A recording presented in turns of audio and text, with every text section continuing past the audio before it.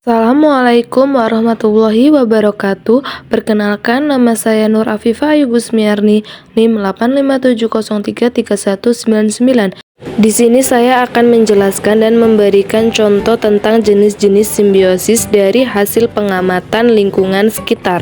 Sebelumnya, apa itu simbiosis? Simbiosis adalah pola interaksi erat dan berjangka panjang antara dua organisme dari spesies yang berbeda, di mana setidaknya satu organisme mendapatkan keuntungan dari interaksi tersebut. Berikut adalah penjelasan lebih lanjut tentang jenis-jenis simbiosis.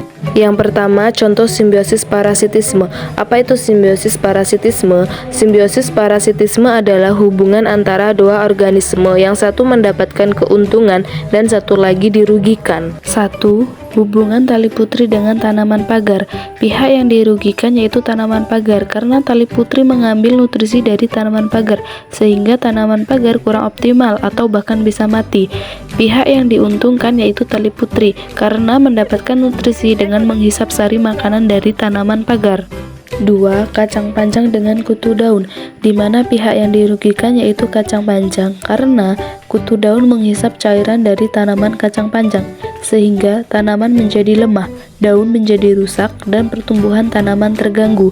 Pihak yang diuntungkan yaitu kutu daun, karena mendapatkan makanan dari cairan jaringan tanaman kacang panjang. 3. Kutu hewan dengan kucing. Pihak yang dirugikan yaitu kucing, karena kutu hewan menghisap darah atau cairan tubuh kucing, sehingga kucing dapat mengalami gatal-gatal, infeksi kulit, atau kekurangan darah. Dan pihak yang diuntungkan yaitu kutu hewan, karena mendapatkan makanan dengan menghisap darah kucing, sehingga dapat bertahan hidup dan berkembang biak.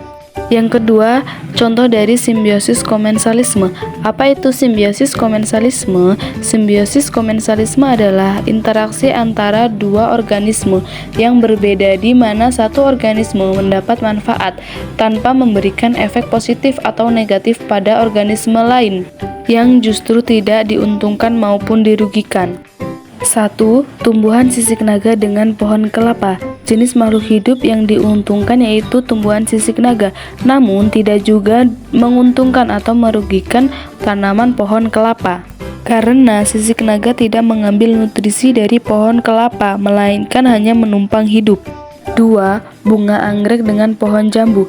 Jenis makhluk hidup yang diuntungkan yaitu bunga anggrek, karena mendapatkan tempat yang baik untuk tumbuh dan mendapatkan cahaya matahari dengan menempel pada pohon jambu. Dan pohon jambu tidak diuntungkan maupun dirugikan, karena anggrek tidak mengambil nutrisi dari pohon jambu. 3. Daun pakis dengan pohon sawit. Jenis makhluk hidup yang diuntungkan yaitu daun pakis, karena daun pakis mendapatkan tempat tumbuh yang sesuai pada pohon sawit, sehingga mendapat cahaya matahari dan udara yang cukup tanpa merugikan pohon sawit.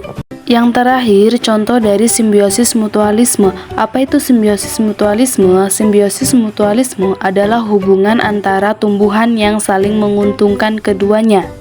1.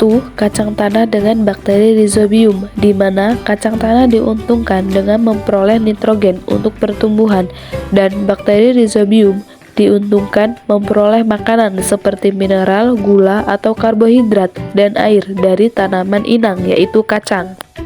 2. Cacing tanah dengan tumbuhan, di mana cacing tanah diuntungkan dengan mendapatkan makanan dari bahan organik membusuk di tanah, dan tumbuhan diuntungkan dengan penyerapan air dan oksigen yang lebih baik melalui tanah yang gembur.